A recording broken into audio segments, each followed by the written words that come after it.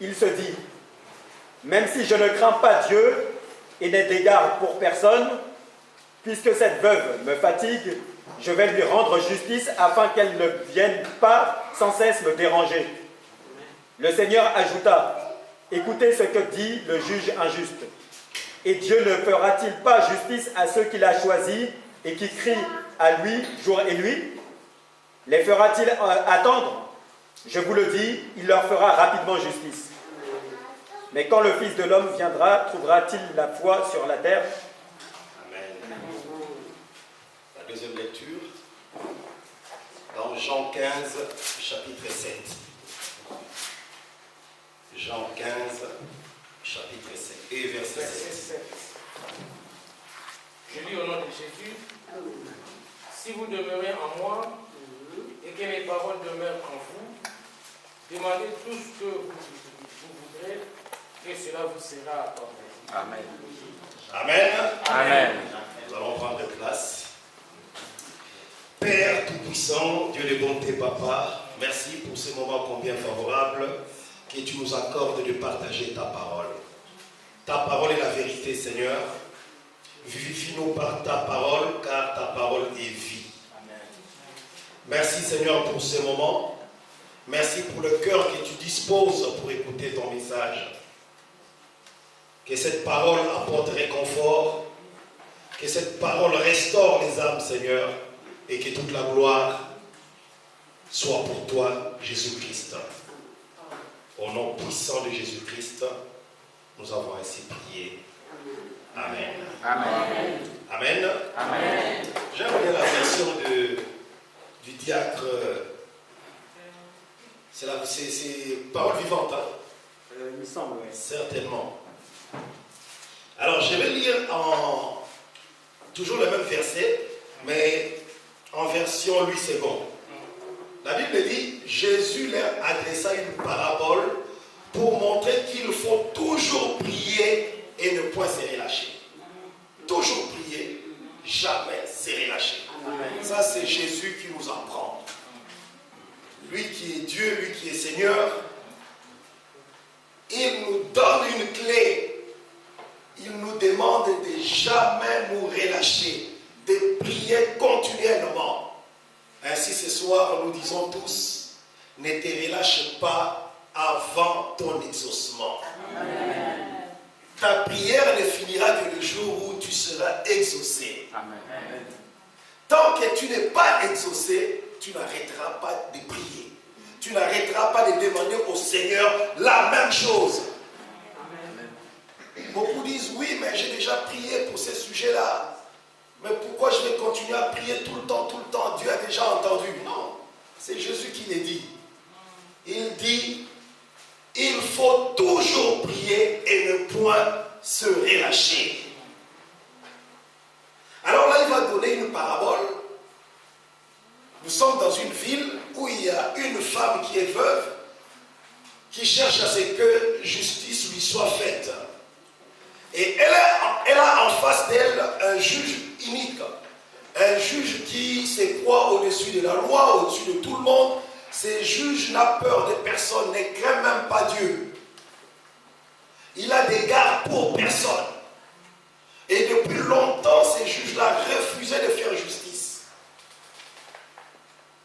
La Bible ne dit pas quels étaient les problèmes exacts, mais nous savons une chose, que cette femme a dû batailler, elle n'avait pas de moyens, elle n'avait personne pour parler en sa faveur, mais la Bible dit qu'à chaque occasion favorable qu'elle croisait ces juges-là, elle n'arrêtait pas de l'importuner. Et à un moment donné, la Bible dit que le juge a dit, même si je ne crains pas Dieu, même si je n'égarde personne, mais parce que cette femme me casse la tête, je vais lui faire justice pour qu'elle me laisse tranquille.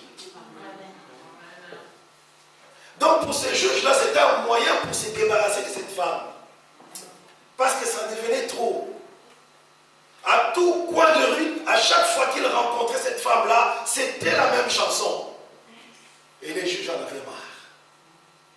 Et pour couper court, les juges allaient dire, non, autant lui donner ce qu'elle veut, ce qu'elle désire, pour que je sois tranquille.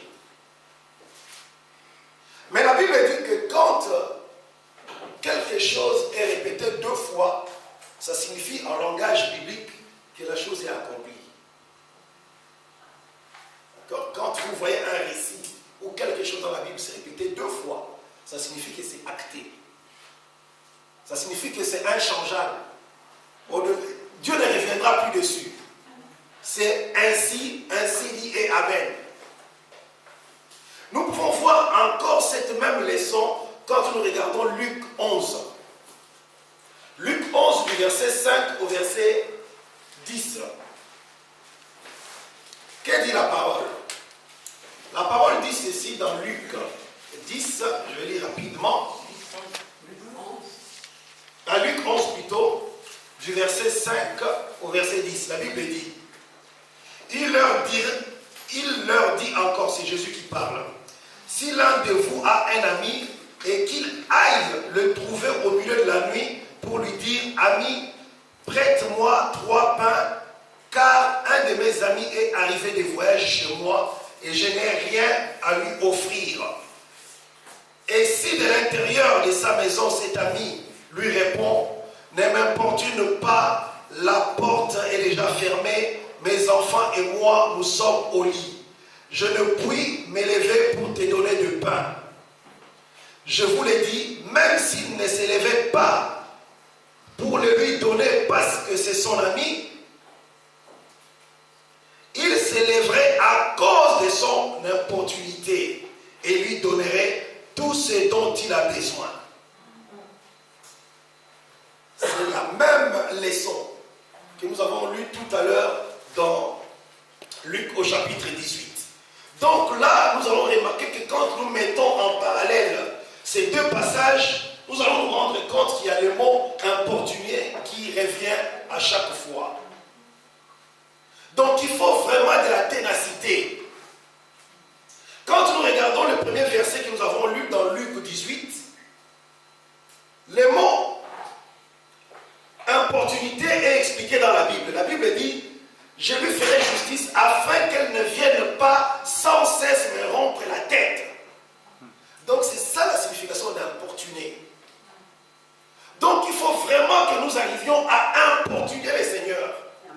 Il faut qu'à chaque coin de rue, le Seigneur nous rencontre. Il faut qu'à chaque fois que le Seigneur se tourne, nous sommes au devant de lui. Avec le même sujet, jusqu'à ce qu'il nous fasse grâce, jusqu'à ce qu'il réponde à notre prière, jusqu'à ce qu'il nous exauce. Tant qu'on n'aura pas notre exaucement, alors on ne laissera pas le Seigneur tranquille. Mais quand nous regardons le résumé même de ce récit, c'est le premier verset de Luc 18, où Jésus a dressé une parabole pour montrer qu'il faut toujours prier et ne point se relâcher. Il faut toujours prier, toujours prier. Et prier, c'est un dialogue entre un homme et le Créateur. Quand je parle de dialogue, ça signifie que tu parles et à un moment donné, le Créateur est censé te répondre. Sinon, alors ce n'est plus une prière. Alors toi, la réponse à ta prière, c'est ton exaucement. Donc, tant que tu n'as pas d'exaucement, ça signifie que le Seigneur n'a pas encore répondu. Et moi, je dis, tant que le Seigneur n'a pas encore répondu, ça signifie que c'est à toi de parler. Si quelqu'un comprend. Parce que c'est un dialogue. C'est un dialogue. Donc, chacun parle à son tour. Je commence à expliquer mon problème, à expliquer mon désir, mes souhaits. Et tant que le Seigneur ne prend pas la parole, ça signifie que je peux continuer à exposer mon souci. Amen. Jusqu'à ce qu'il réponde. Et là, la Bible va dire, priez sans cesse. Que nous connaissons tous dans 1 Thessaloniciens 5, 17. Priez sans cesse. Ne jamais s'arrêter. À chaque occasion favorable ou non, prie. Amen. N'attends pas que tu sois retourné chez toi pour prier le Seigneur. Non. Tu peux prier le Seigneur dans le métro, même dans les trains. À chaque occasion favorable ou non, prie le Seigneur. Mais quand nous regardons, ce texte a été écrit en grec. Le premier verset, il dit, il faut toujours prier et ne point se relâcher. Le verbe prier qui est là, c'est le mot grec Prosyukomai. Prosyukomai, c'est la fusion de deux mots. C'est pros et yukomai. Yukomai signifie offrir des prières. Pas une prière, mais des prières. C'est-à-dire une avalanche de prières. D'accord? Et pros en grec signifie se placer devant quelqu'un. Se mettre en face de quelqu'un. Donc il faut que tu te tiennes devant la personne et que tu lui déverses une avalanche de prières. Je ne sais pas si vous comprenez. Mais la langue française est un peu pauvre, ils ont juste traduit ça par prier. D'accord? Donc là, Jésus dit, il faut prier sans relâche. Ça signifie qu'il faut à chaque instant, favorable ou non, chercher la face de Dieu. Se positionner devant l'Éternel et lui déverser tout le contenu de ton cœur. Comme avait fait Anne. Anne, à un moment donné, elle a eu marre des insultes de Pénina. Elle allait carrément au temple et elle a déversé son cœur devant l'Éternel. Donc il faut chercher la face de l'Éternel. Chercher toujours à être en face de Dieu. Et quand on est en face de Dieu, on déverse nos cœurs au devant de ces dieux-là. Et c'est ça la prière. Et l'exaucement, c'est la réponse à cette prière. Et il dit, ne point se relâcher. Le verbe relâcher, c'est le mot ekakeo, qui est bien traduit dans la traduction que les diacres avaient lu tout à l'heure. Ça signifie décourager. Il ne faut jamais se décourager. Vous allez remarquer une chose que plus, quand vous allez commencer à prier, le diable va encore rajouter la difficulté à votre problème. C'est-à-dire que si votre problème était au niveau 1, le jour où vous allez commencer à prier pour ce problème-là, le lendemain, vous serez au niveau 2. Plus vous priez, plus la situation s'aggrave. Et tout ça, c'est le diable qui cherche à ramener le découragement. Il cherche à ce que tu puisses relâcher l'affaire. Mais Jésus te dit, ne relâche pas. Ne regarde pas ce que tes yeux voient. Tes yeux vont voir que la situation ne fait que s'empirer. Et tu vas même être conscient toi-même que depuis que tu as commencé à prier, la situation ne fait qu'empirer. Mais Dieu te dit, continue toujours, ne te relâche pas. Parce qu'au bout de ta prière, il y a une victoire. Imaginons un peu Job. Si Job avait relâché à mi-chemin, Job ne serait jamais restauré. La vie de Job allait s'arrêter. Mais Job a tenu bon jusqu'au bout. Même quand il perdait tout. Quand il avait l'impression que Dieu l'avait lâché. Mais Job est resté intègre. Toujours devant la face de l'Éternel. Toujours à parler à Dieu. Quand vous lisez tous les livres de Job, vous allez vous rendre compte que c'était un type qui était, aujourd'hui on dira anormal.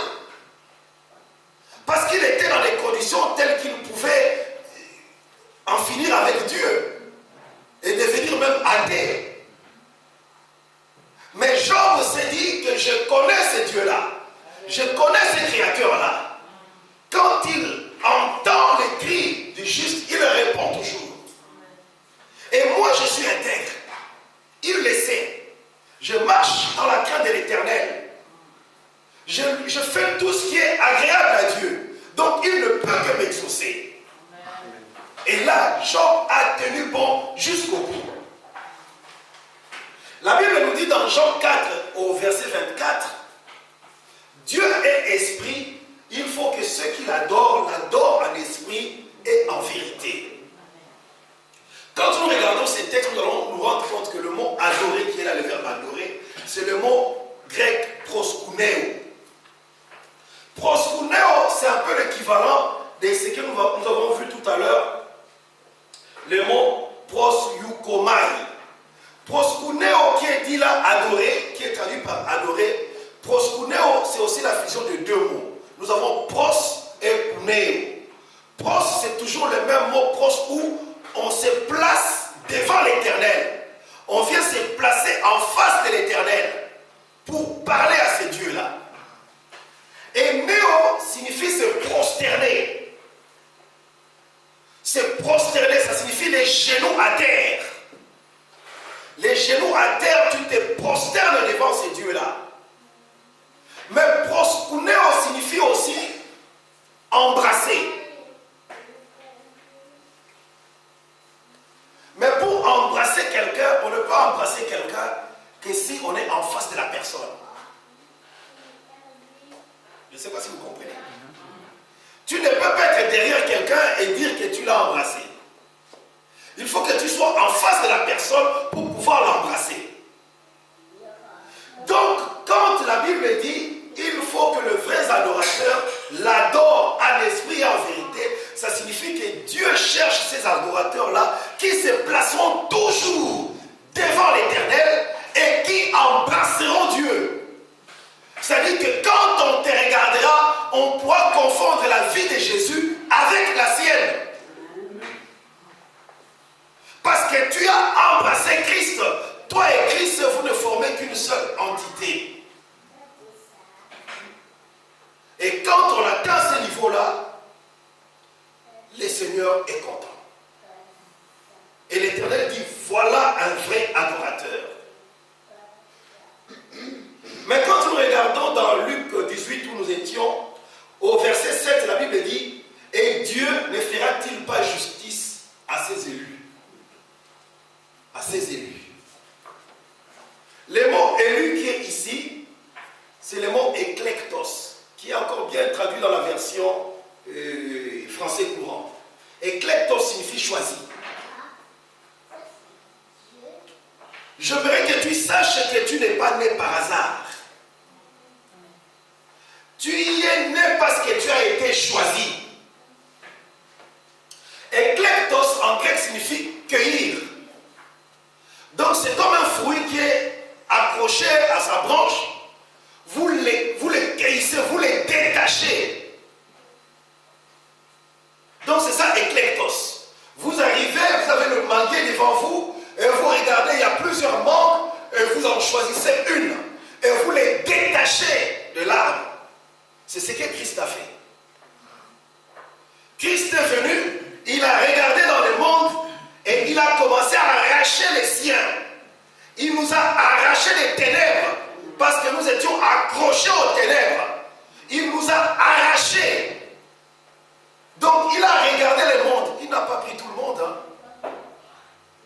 Que l'on veuille ou pas, il y a toujours un petit nombre qui va se retrouver en enfer. C'est ce que la Bible appelle les fils de la perdition. Il y en a de ceux qui iront toujours en enfer. Tu peux l'évangéliser comme tu auras voulu. Et la personne ne changera pas. Il y a des personnes comme ça qui sont vouées à l'enfer. Donc Christ, quand il arrive, il regarde l'humanité, il commence à choisir les siens. Il regarde, il prend, il t'écueille, il t'arrache. Donc c'est ça, éclectos. Ça ne signifie pas seulement élu, ça signifie qu'il t'a arraché. Et quand il t'a pris, pour que tu deviennes à lui. Je ne sais pas si vous comprenez. C'est-à-dire que, imaginez une mangue que tu viens de cueillir. Cette mangue ne pourra plus rentrer dans l'arbre et s'accrocher. Mais nous, ce que nous faisons, nous abandonnons le Seigneur et nous voulons retourner pour être accrochés. Ce qui n'est plus possible. Je ne sais pas si vous comprenez. Donc c'est ça, éclectos, qui est traduit ici par élu. Donc tu es le choix de Dieu. Mais dans éclectos, quand le mot éclectos est utilisé, ça signifie que c'est quelqu'un qui est choisi pour une mission donnée. Dieu ne t'a pas choisi pour que tu fasses le tourisme sur terre. Mais Dieu t'a choisi parce qu'il t'a donné une mission. Donc tu as une mission à accomplir sur cette terre. Tu n'es pas venu accompagner les autres. Non. Tu as une mission. Tu peux être un prédicateur assis sur le banc. Mais les jours où tu auras l'opportunité de prêcher, tu prêcheras aussi avec un style à toi. Amen. Parce qu'à chacun, Dieu a donné une mesure. Tu ne pourras pas prêcher comme moi, mais tu prêcheras comme toi. Je ne sais pas si vous comprenez. Parce que pour Dieu, chaque personne est unique. Il t'a choisi parce que tu es unique. Il dit à Jérémie, Jérémie, ne te sous-estime pas. Jérémie, moi je te connaissais. Avant même que tu ne fusses formé dans le ventre de ta mère, je te connaissais. Je t'avais choisi, je t'avais cueilli. Je t'avais arraché de là où tu étais. Et je t'ai établi. Ça veut dire que tu vas travailler maintenant pour moi et avec moi. Et je t'ai établi prophète des nations pour que tu annonces ma parole. Donc ce soir, j'aimerais tout simplement attirer votre attention là-dessus, qu'il faudrait prier sans se relâcher. Il faut vraiment que notre prière commence à importuner le maître, jusqu'à ce que le maître soit fatigué de nous et nous exauce.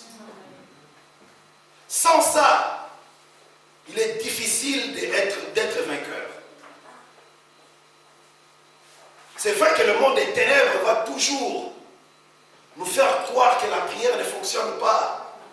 Regarde, depuis que tu as commencé à prier, regarde ce qui t'arrive. C'est vrai que tes yeux verront ça.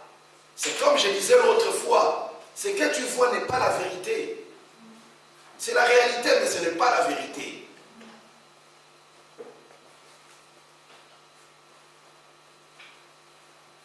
Que nos yeux ne restent pas fixés sur ce que nous voyons, mais que nos yeux soient fixés sur la parole de Dieu. Amen.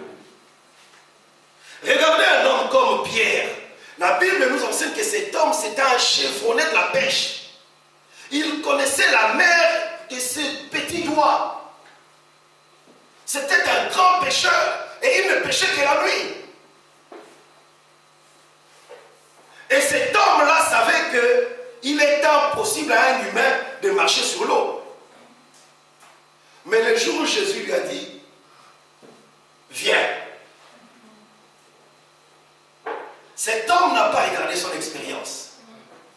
Il n'a pas fait appel à toutes ses connaissances.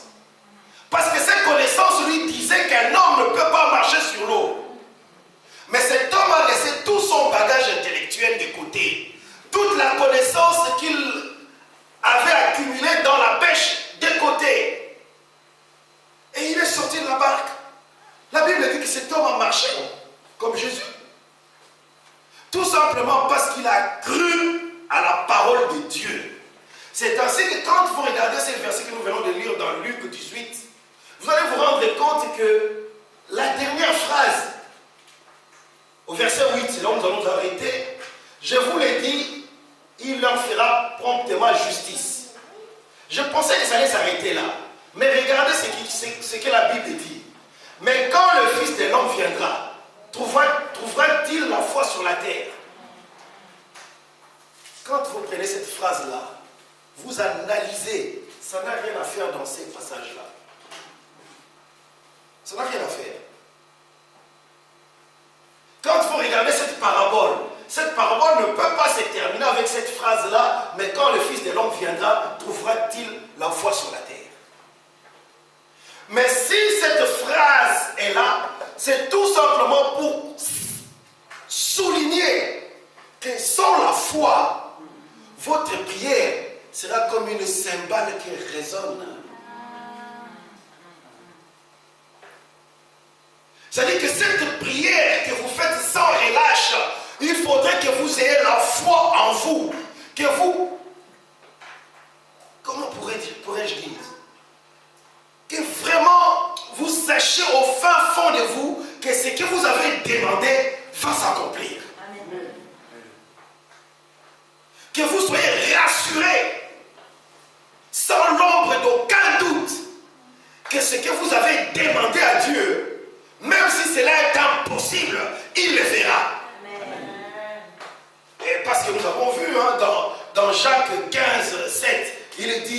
si vous demeurez en moi et que mes paroles demeurent en vous, demandez tout ce que vous voudrez. Tout, hein? Il n'a pas dit un peu, il n'a pas dit quelque chose, hein? Certaines choses, il a dit tout. Et moi je crois que ces dieux-là, le Dieu Elohim, c'est lui qui n'a pas de limites. Il est capable de faire l'impossible pour toi. Amen. Que Dieu te bénisse. Amen.